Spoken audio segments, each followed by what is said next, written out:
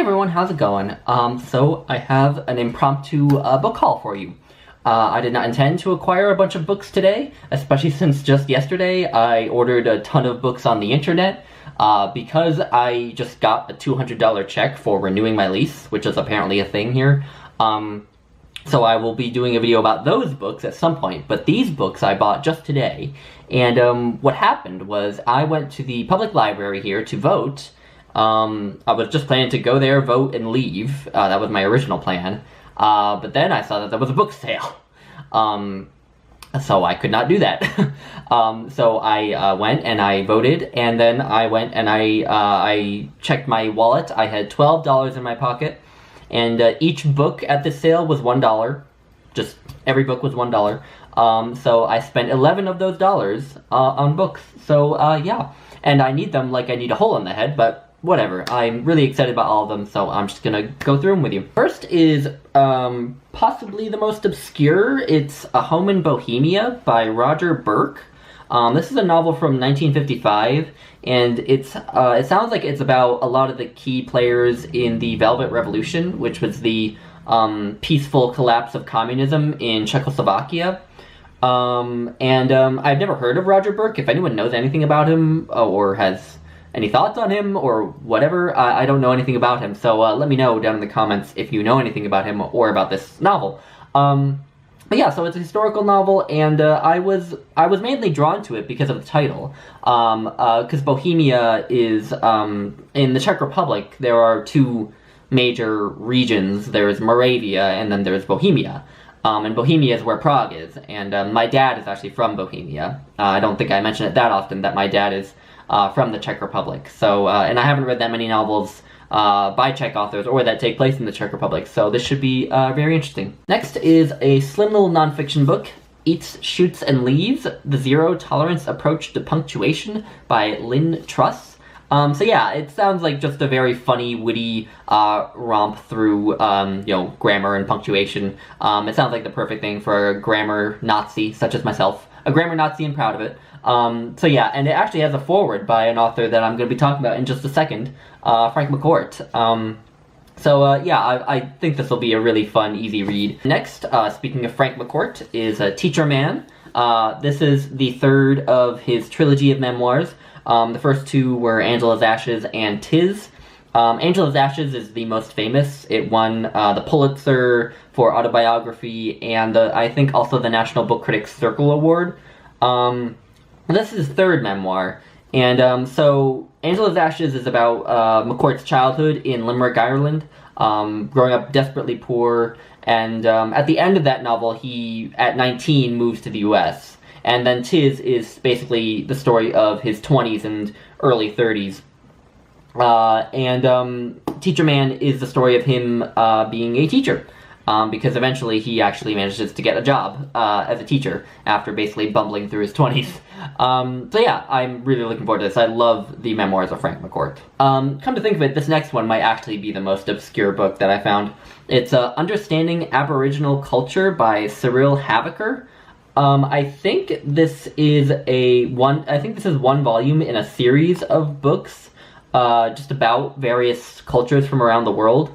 So yeah, this is just a bunch of writings about Aborigines from Australia, and just their way of life, and their philosophy and everything. Well, not everything, I'm sure, but many things about them. And yeah, I know zero things about Australian Aborigines, so this should be very informative, hopefully. I don't know, it's skinny, but we'll see. Next is Crow Dog, 4 Generations of Sioux Medicine Men, by Leonard Crow Dog and Richard Erdoes. And so this is a memoir of Leonard Crow Dog being one of the 4 eponymous medicine men, and his father and grandfather and great-grandfather, all of whom were medicine men, and his great-grandfather was actually a contemporary of Sitting Bull and Crazy Horse. And so this is just their story, their life stories, leading up to Leonard Crow Dog's own life. And yeah, I kind of last year had begun a little personal project to read a bunch of memoirs by Native Americans.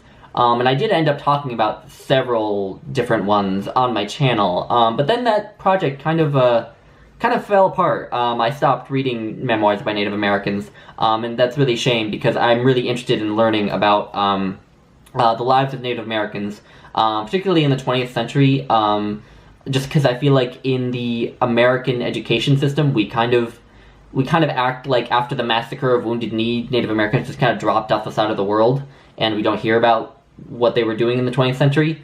So yeah, that was my motivation behind this project, and so hopefully having this memoir will instigate me to keep that project going.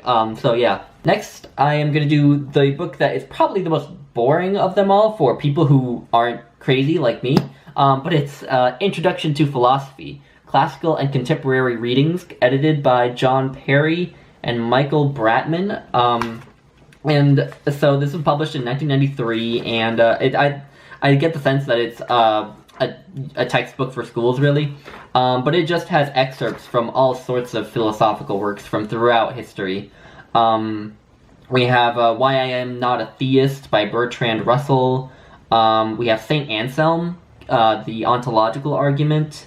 Rene Descartes, Meditations on First Philosophy. There's some John Locke in here, some David Hume, some Kierkegaard. There's Plato in here as well. It's just a collection of excerpts from many different important works from throughout history.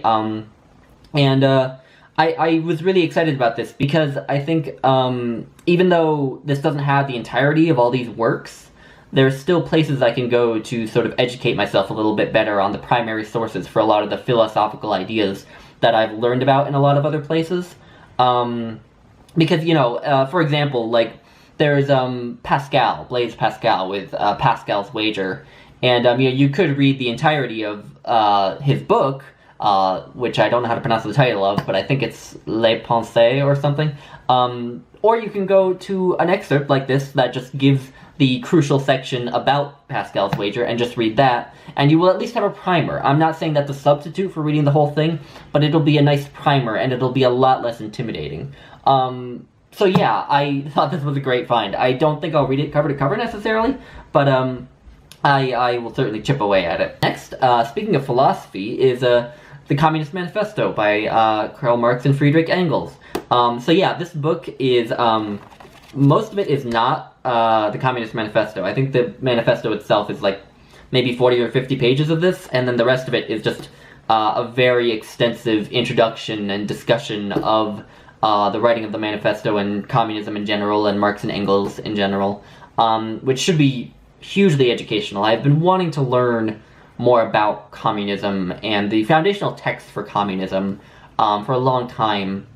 It's because I have always felt like communism was one of those ideologies that sort of Marx and Engels came up with it with good intentions, and I think there were some good ideas in it, but it was just led into such a horrific perversion by Lenin and Stalin and others, and also there were aspects of communism that were just misguided, frankly.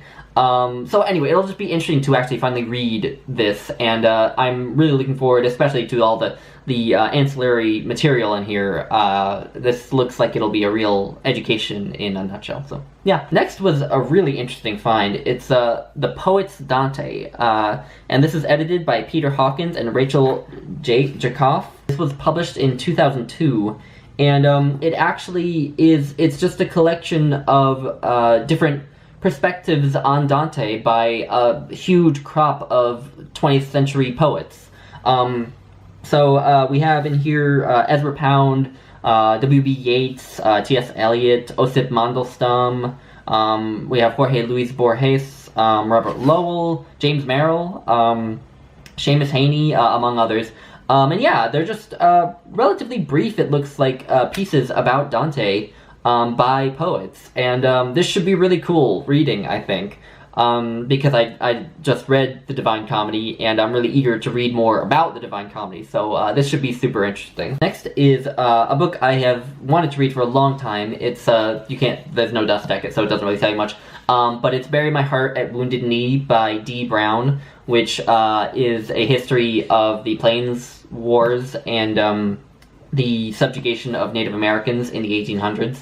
And I've watched a couple times the movie that was made, sort of based around the events in here. The movie is obviously fictional, and this is nonfiction. This is a nonfiction history book, and the movie is just a fiction. But it's sort of based around the events that are reported in here, and I'm very familiar with that movie. But I wanted to read the book for a long time, so this will be sad reading, but important reading, I think. Next is a book that I've had on my bucket list forever, because it strikes very close to home, literally. It's The Last of the Mohicans by James Fenimore Cooper, and this copy is so old. I'm gonna go and reinforce this with tape some, so that it doesn't fall apart while I'm reading it. But yeah, so takes place during the French and Indian War, and takes place in upstate New York, where I'm from.